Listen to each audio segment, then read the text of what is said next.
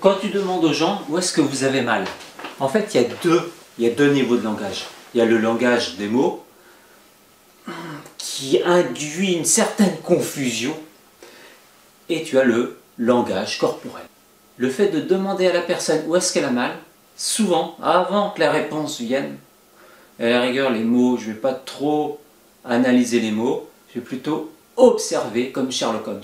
Sherlock Holmes, c'était, avant d'écrire des romans policiers, où il enquête, où il cherche des indices, c'était l'auteur de Sherlock Holmes, c'était un médecin, un ophtalmo, je crois. Et il a développé dans sa pratique médicale toute une série de... Il a affûté son sens de l'observation. Donc, où est-ce que j'ai mal? Souvent, vous avez le geste qui montre un endroit du corps, c'est instinctif. Et ensuite, la personne va vous raconter sa vie, va vous induire en erreur, va utiliser des mots que vous allez interpréter, elle va vous emmener dans son monde, voilà, dans son monde, dans sa réalité, dans ses schémas mentaux. Et à partir de là, vous êtes embrouillé. Par contre, simplement observez les gestes. Où est-ce que j'ai mal? Où est-ce que j'ai mal? Voilà, les gens se touchent quelque part. Pareil, quelqu'un vous parle et vous avez comme ça un genre de... Souvent, quand il y a quelqu'un qui est mal à l'aise, vous voyez, je me gratte comme ça là.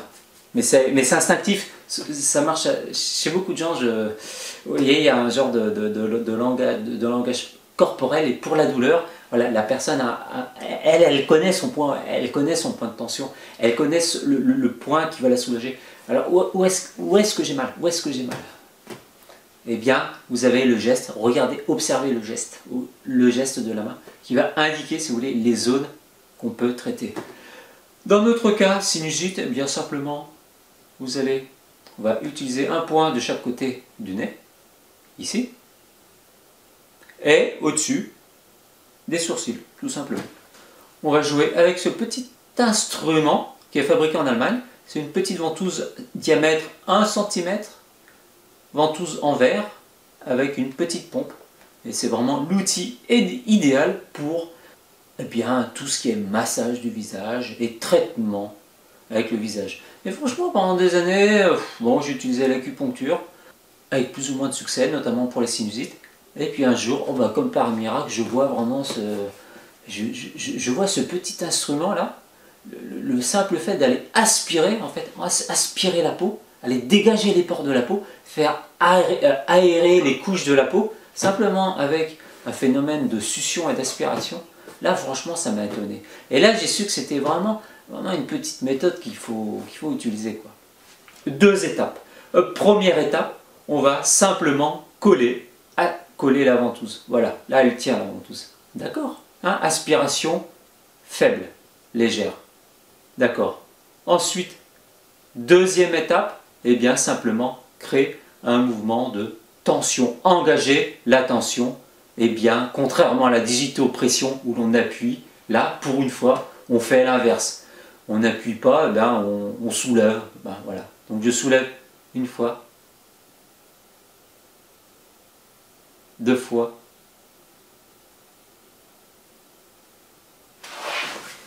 trois fois,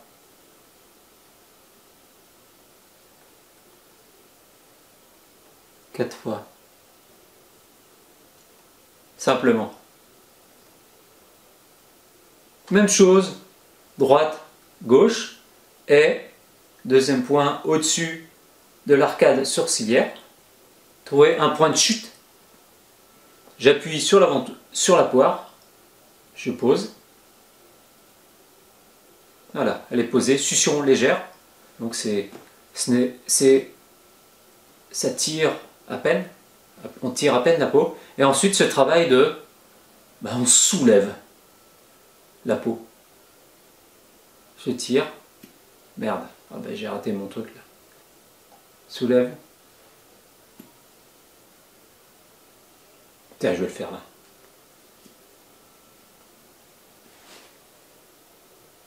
Je soulève. Je relâche. Je soulève.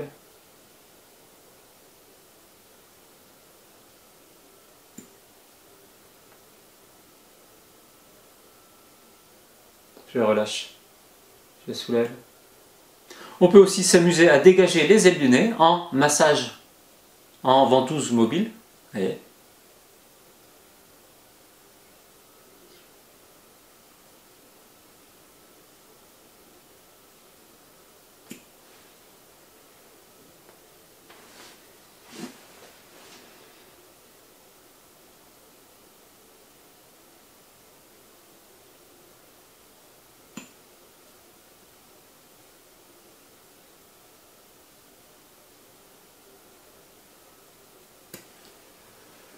C'est très agréable.